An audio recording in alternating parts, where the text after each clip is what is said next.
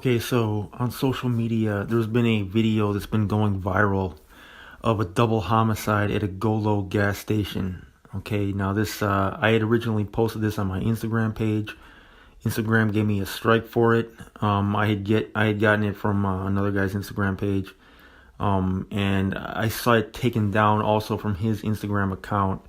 And Instagram said any more videos like that and they're going to delete my account, but it's gone viral on Facebook, and now I've seen it on several YouTube channels. A lot of people have asked me to comment on this video and to explain it. So I'm going to read real quick the newspaper report from that, just to show you guys which incident actually the video was depicting. I can't show it in this video because this video will also get a strike for that. So let me just read off the details of what happened. So this is from March 10th, 2017.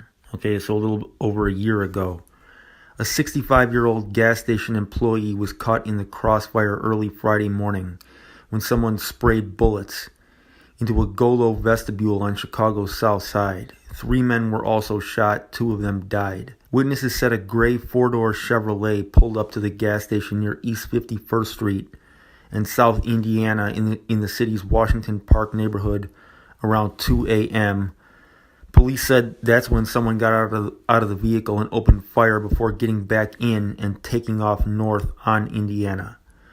And by the way, you guys recognize the 51st Street. Okay, that's going to be important for later on when I describe what happened. Okay, just remember that 51st Street. A guy named David, he worked at the gas station. He was the 65-year-old guy. He was shot 5 times. He was transported to the hospital where he was listed in good condition.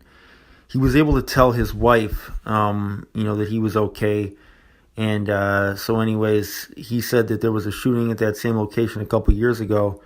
And he was also wounded in that shooting. So that's working at a gas station in Chicago on the South Side. You know, that gas station clerk has now been caught twice in gunfire and wounded. But he was okay, and he was talking and everything. Now, the 3 other men were also shot at the gas station. A 24-year-old man was shot several times in the body and died at the scene. Another 24-year-old man suffered several gunshot wounds to the torso and legs. He was rushed in critical condition to the hospital where he later died, and neither of the victims' identities have been released.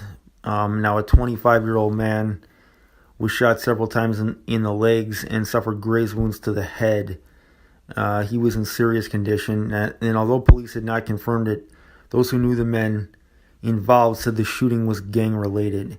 So who this was who died was Buddha and Vel from a set called SKD. SKD are GDs from over by 58th. And SKD is clicked up with 051 Young Money.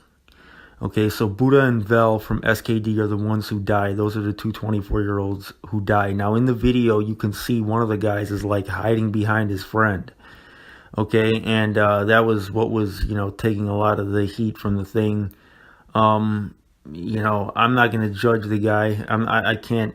I've never been in a situation where, a homie of mine has been like right there and we've been in an enclosed space. You know what I mean? The only time like a homie of mine and I together, like we're in any type of situation, even remotely close to that, we were in an open space and we both took off and ran. So it wasn't, I've never been in a situation where I was caught like that. And the other time I've been in that situation, I was alone. So, it's easy to point fingers. It's easy to judge, based on the video. But at the end of the day, you don't know what you would do in that situation. You know what I'm saying? Your survival instincts might just take over. So I'm not going to call the guy nothing or anything like that. Now, as far as who did the shooting, this was the gang THF. 44 and 46. You guys know they're from 44th and 46th Street. THF, they beef with 051 Young Money, and SKD is clicked up with 051 Young Money. Now, this shooting occurred 4 days after Bobo from THF was killed. Okay, and this shooting was payback for Bobo. So they rode on 051 Young Money's territory. Now, because they suspected that 051 had killed Bobo, and 051 in fact were the ones who killed Bobo.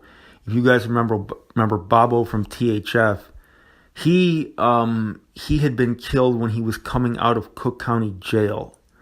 Okay, and Bobo was targeted by 051 Young Money because he had apparently, like, he hadn't done the hit himself, but he had put out a hit on an 051 Young Money member. Okay, so when Bobo was in the in Cook County Jail, it was overheard. He was talking about his release date from inside the jail on the phone with somebody else, and some other people, like multiple other people that were in the jail at the same time with him, like heard what he said when he was talking about his release date. And they made phone calls out to the street, back to the 051 Young Money members. So the 051 Young Money members knew when Bobo was going to be getting out, and they were waiting for him on that night in a car down the street. They waited until he got into a car. He came down the steps, he got into the car, okay, and then as he started to drive away, the 051 Young Money started to follow him. There were multiple guys in the car, okay, and at some point, just down the street from Cook County Jail, I mean, this was actually like right in front of the place where the jail is, they pulled up and they shot Bobo to death right after he got out of jail. Okay, so then they sped off and they actually crashed the car and took off and escaped on foot. Okay, so that was the incident in which THF Bobo died.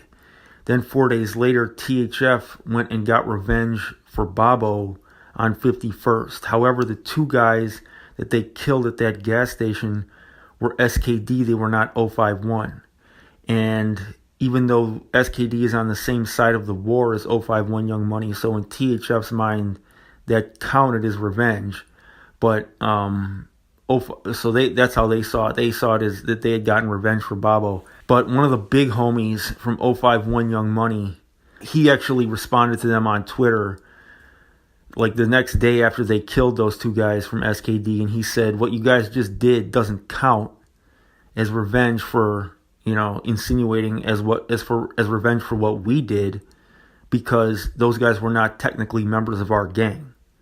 Okay, so it was kind of like there was kind of a back and forth going on in the street and on social media between THF and 051, like arguing, well, did this count or did it not count? You know what I mean? Because a double homicide is like considered a big score. You know what I mean? But 051 was like, it doesn't count because they were SKD.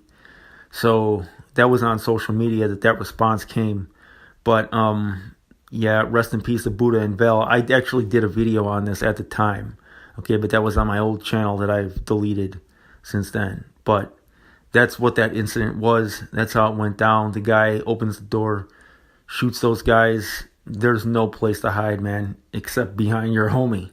You know what I mean? And it's in incidents like that you find out who's really down. This is why I say, and I've said this time and time again, these guys who you go and kill for, you know what I mean? These guys who you go and you actually ride for, like they might actually grab you and use you as a human shield, okay, when, stuff hits the fan. Okay, so it's like, this is another reason, like, not to ride for your homies. Because a lot of the guys that you think are your homies ain't your homies. You know what I mean? Like these guys would protect their life with your life. And these are guys who told you that they love you like a blood brother. These are guys who told you that they'd kill for you, they'd, do this and that for you. Yeah, they'd kill for you, but would they die for you? That's the question. Would they die for you? If it's your life or their life, are they going to choose their life over your life?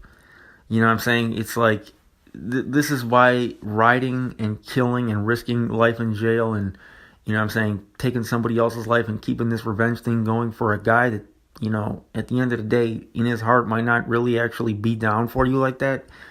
This is why I tell these guys, man, like it's the definition of, just like irrationality. Like there's no logical reason to put to go, after they're dead, after they're already dead, then to go and actually kill somebody else as payback for them makes no sense. Because these are guys who probably weren't down for you. You know what I'm saying? At the end of the day. And I know you think they are when they're alive and everybody's smoking together and high off lean together and stuff like that. It's easy to think everybody's your brothers in moments like that. But when stuff hits the fan, ask yourself this, like, how much money are they putting on your books when you got locked up? Were they writing to you every day? Were they, were they breaking bread with you when you're when all you are alive now, are they breaking bread with you, in a way that actually like hurts them?